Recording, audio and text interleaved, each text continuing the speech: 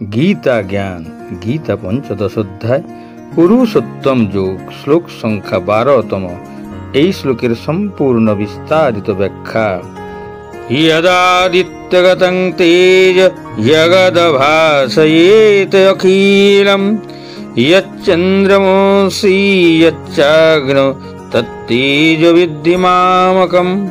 সূর্যের যে জ্যোতি এবং চন্দ্র ও অগ্নির যে জ্যোতি সমগ্র জগৎকে উদ্ভাসিত করে, তা আমারই তেজ বলে জানবে। মানবিক সভ্যতা এমনই, যা আমাদের কাছে গুরুত্বপূর্ণ মনে হয়, তার প্রতি আমরা আকর্ষিত হই।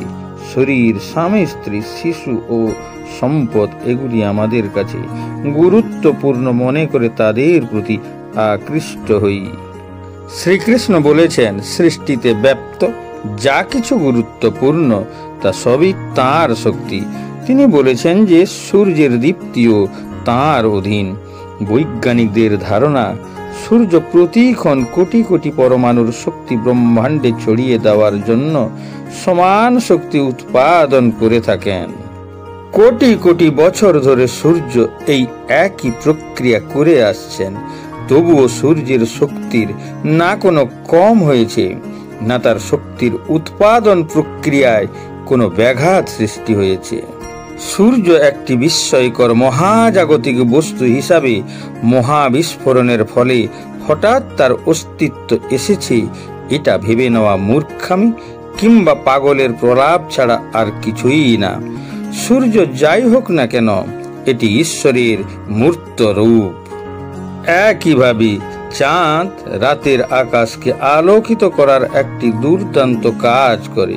যদিও জাগতিক বুদ্ধিমত্তার মাধ্যমে আমরা বৈজ্ঞানিকভাবে এই সিদ্ধান্তে উপনীত হতে পারি যে চাঁদের অস্তিত্ব শুধুমাত্র সূর্যের আলোর প্রতিফলনের কারণে, কিন্তু এই বিস্ময়কর বিন্যাসটি ঈশ্বরের উপস্থিতির দ্বারা সম্পন্ন হয় এবং চাঁদ ঈশ্বরের উপস্থিতির অনেকগুলি প্রকাশের মধ্যে একটি। এই প্রসঙ্গে কেনোপনিষদে একটি কাহিনী বর্ণিত হয়েছে। এটি দেবতা এবং দানবদের মধ্যে একটি দীর্ঘমেয়াদী যুদ্ধের বর্ণনার ব্যাখ্যা, যেখানে দেবতারা শেষ পর্যন্ত বিজয়ী হয়েছিলেন। দেবতারা তাদের বিজয়ে গর্বিত হয়ে ভাবতে লাগলেন যে তারা তাদের শক্তি দিয়ে অসুরদেরকে জয় করেছেন। তাদের এই অহংকার বিনাশ করার উদ্দেশ্যে ভগবান স্বর্গীয় আকাশে যক্ষ রূপে আবির্ভূত হন। তার রূপের তেজ ছিল অত্যন্ত দীপ্তময়। স্বর্গের রাজা ইন্দ্র তাকে প্রথমে দেখে অবাক হয়ে ভাবলেন, শুধুমাত্র একজন যক্ষের ঔজ্জ্বল্যে সমস্ত স্বর্গপুরী আলোকিত হয়ে গেছে। সেই যক্ষের কথা জানতে অগ্নিদেবকে বার্তা পাঠালেন। অগ্নি যক্ষের কাছে এসে বললেন, আমি অগ্নিদেব এবং আমার ক্ষমতা আছে সমস্ত ব্রহ্মাণ্ডকে মুহূর্তের মধ্যে পুড়িয়ে ছাই করে দেওয়ার। দয়া করে বলুন, আপনি কে? যক্ষরূপী ভগবান তার সামনে ঘাসের একটি টুকরো রেখে বললেন, দয়া করে এটিকে পুড়িয়ে দেখাও। এই কথা শুনে অগ্নিদেব হাসতে লাগলেন।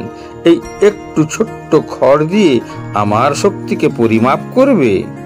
তারপর অগ্নিদেব তাচ্ছিল্যভাবে খড় পোড়াতে এগিয়ে যেতেই ভগবান তার মধ্যে থাকা শক্তির উৎস নিঃশেষ করে দেন। তৎক্ষণাৎ অগ্নিদেবের উত্তপ্ত শরীর ধীরে ধীরে ঠান্ডা হতে লাগে। লজ্জিত অগ্নিদেব ইন্দ্রের কাছে ফিরে আসেন। তখন ইন্দ্রদেব বায়ু দেবতাকে নির্দেশ দিলেন যক্ষের বাস্তবতা জানার জন্য। বায়ু দেবতা যক্ষের কাছে গিয়ে ঘোষণা করলেন, আমি বায়ু দেবতা এবং সারা পৃথিবীকে এক মুহূর্তে উলট পালট করে দিতে পারি। এখন বলুন, আপনি কে? যক্ষরূপী ভগবান তখন বায়ুদেবের সামনে একটি খড়ের টুকরো রেখে বায়ুদেবকে অনুরোধ করলেন, দয়া করে এটিকে উল্টে দিন। বায়ুদেবকে দ্রুত গতিতে এগিয়ে আসতে দেখে ভগবান তার শক্তির উৎস হরণ করে নেন।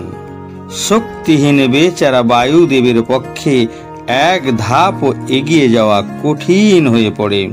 এক টুকরো খড়ের মতো বস্তুকে উল্টে দেওয়া তো অনেক দূরের কথা, চলার ক্ষমতাও হারিয়ে ফেলেন। অবশেষে নিরুপায় ইন্দ্রদেব সেই স্থানে আবির্ভূত হলে ভগবান সেখান থেকে অন্তর্ধান হন এবং তার স্থানে ভগবানের যোগমায়া শক্তি উমা উপস্থিত হন।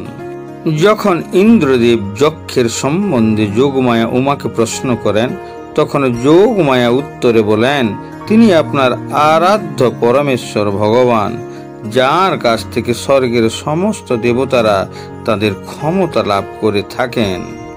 অসুরদের জয় করার পর স্বর্গের দেবতাগণ অত্যন্ত অহংকারী হয়ে উঠেছিলেন, তাই তিনি আপনাদের অহংকার বিনাশ করতে এখানে এসেছিলেন। অর্থাৎ এটাই স্পষ্ট হয় যে ভগবানই ত্রিলোকের সমস্ত শক্তির উৎস।